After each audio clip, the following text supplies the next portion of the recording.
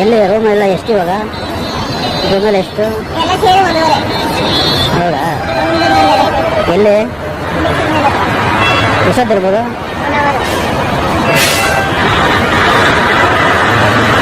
ಈಗ identity card ಎಲ್ಲ ಕೇಳ್ತಾರಾ? ಏನು ಕೊಡ್ಬೇಕು?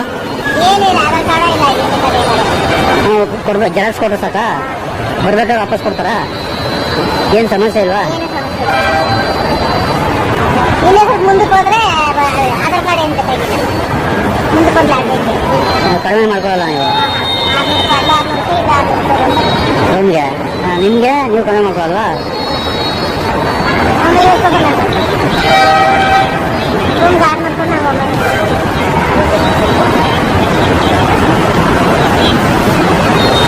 ಅಲ್ಲಿ ಒಂದು ವರ್ಷ ನೀವು ಹೇಳಿದಷ್ಟೇ ಆಯಿತು. ಅಷ್ಟೇ ಅದೇ ಹೇಳಿದ್ದು. ಎಲ್ಲ ಸೇರಿ ಹೋಗ್ಯಾವ.